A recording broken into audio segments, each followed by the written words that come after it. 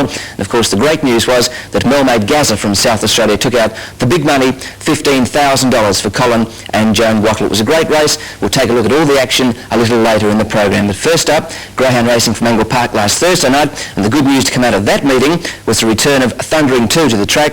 We saw him win 4 classics here on Watersport Racetrack last year. He was injured in the Silver Chief semi-final across the border in Victoria in December. It was thought he may have to be retired, but he's back with a vengeance. It was a great run last Thursday of 30 and 37. Let's start the ball rolling. We'll go to Angle Park. It's race 1 on the program. Darkness from Victoria is the favourite from box 5. A very, very easy win.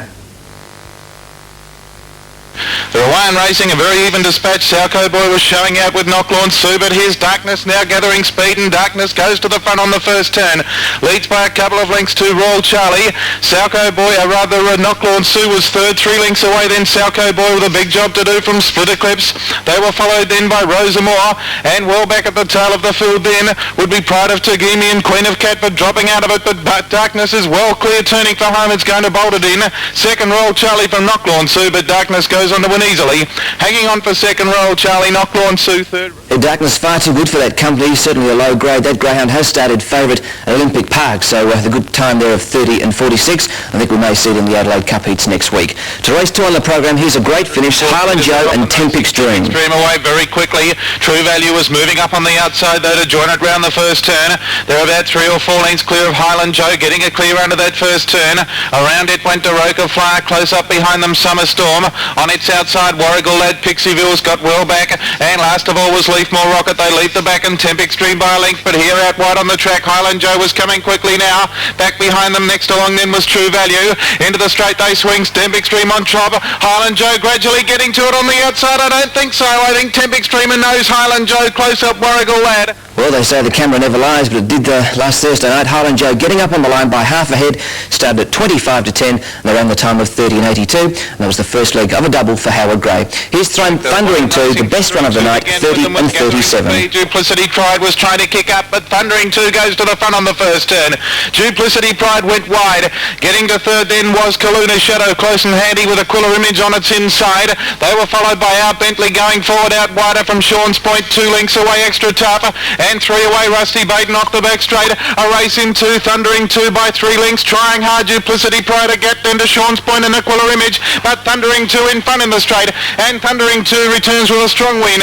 About 4 lengths to Duplicity Pride, 6 lengths away, third home Sean. And trainer Gary Mellor would have been the most happy man after that event. Certainly great to see Thundering 2 back to his best, and he'll now race in the Adelaide Cup heats at Angle Park next Thursday night.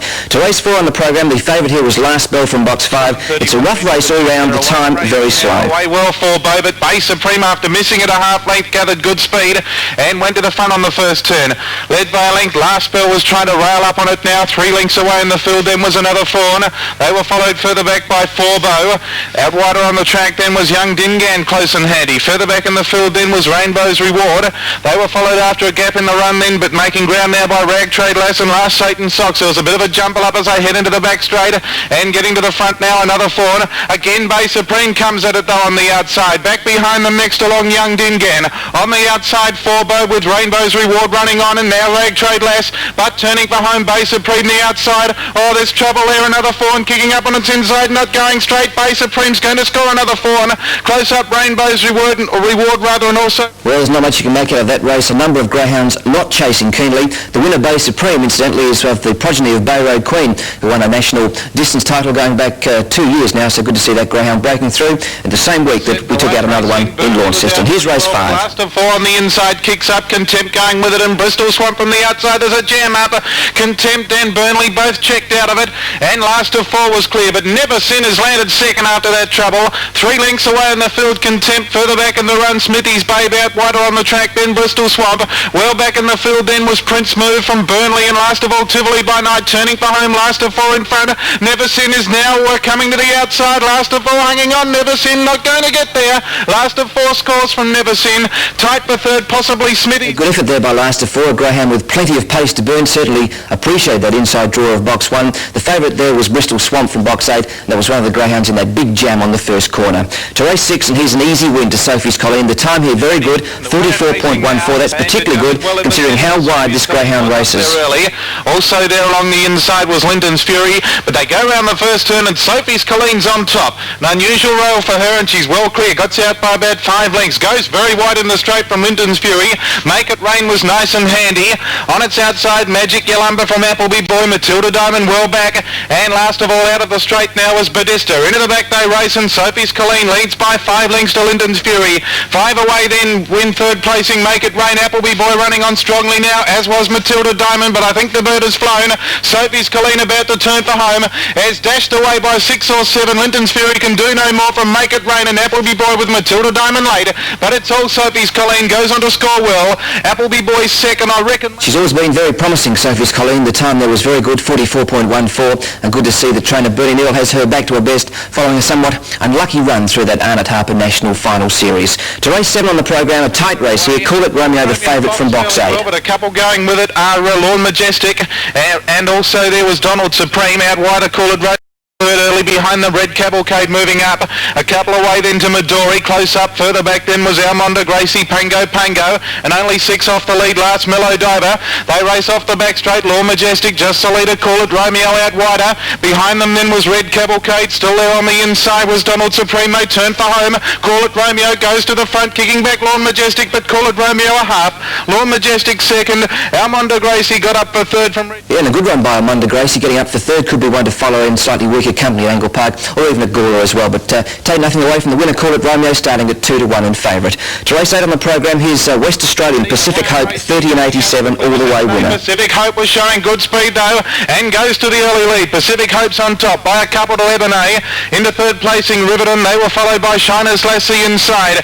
Further back then was Quellalas, well back in the runner. Raiders Point, El Darcy, and Blazing Remo last of all past the 200 though off the back, and Pacific Hope was 6 lengths clear of Ebony. On the outside was Riverton, behind them Shiner's Lass and Blazing Remo, but into the straight Pacific Hope is nicely clear, and it goes on to win well by about 4.5. Second placing goes to Riverton. Third home Shiner's Lass. So long way from Western Australia to Adelaide, but connections would be pleased. Pacific Hope leading all the way, 30.87 the time. If my memory serves me correctly, that greyhound raced in the Adelaide Cups of last year and did itself proud. To race 9, and here's an easy win to Andtra Jody, 30 and 57. Jody was showing good speed to be second early. Andtra Jody was kicking up on the inside now, moves to second, was out after the leader. Andtra Jody goes to the front into the back, trouble back in the field. Flying Falcon checked out of it by Target 2 Shea, but down the back, and Andtra Jody cleared out by 3 to Super Sally. Further back Edsel Cutie, Bay Road Star running on strongly now from Chimera, and a gap away to Target 2 Shea, and further back Burning Black, but they turn for home, and Andtra Jody is a mile clear and is going to win easily. Andtra Jody by about 10 lengths to the line. Edsel Cutie second, a couple away then. Well, it looks an open race on programme, but Andtra Jody far too good there, and Gally Miller looks like he's got another promising type, 30 and 57, very good time in that grade of race.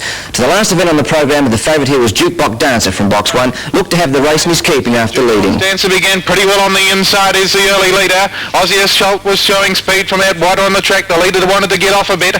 Dutch Fremantle was kicking up. They raced to the back. Jukebox Dancer got away and led 3 or 4 to Dutch Fremantle. Back behind them then was Lifetime, going forward out wider Swanport Prince. They were followed then further back in the field by Tomahawk. Getting going again after being checked was Aussie Assault and Last Kid Swamper. They turned for home. Jukebox Dancer coming at it quickly now with Swanport Prince on the outside. It goes up to Jukebox Dancer, pokes her nose in front, and it's Swanport Prince in the last from Jukebox Dancer. Getting up the third would be Aussie. It was Swanport Prince getting the money there in the last event. The time was slow, 31.23, and just a little doubt on the winner there, turning into that home straight when he appeared to have a bit of a look at the leader. Well, that was Greyhound racing from Angle Park last Thursday night. 5 favourites being successful, but of course, as I said earlier, the big news in the Greyhound world this week took place in Launceston on Friday night. It was the final of the Arnott-Harper National Distance title. Our representative was Melmade Gazza. He drew box 1. He had trialled very well up the track. He's a big lumbering greyhound, certainly appreciated the inside going. And as we pick up the field now, we'll pick them up with a lap to go, and you look out for the greyhound wearing the red rug. That's Melmade Gazza. as they swing into the straight, and the Western Australian, the leader, Supreme Carmen. Running second is Level Charm.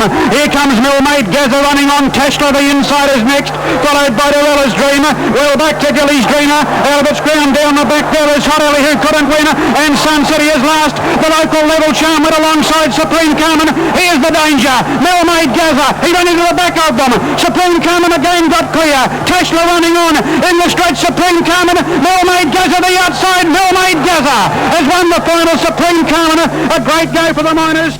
A great run there by Melmade Gazza, and congratulations to his connections, Colin and Joan Wachtel.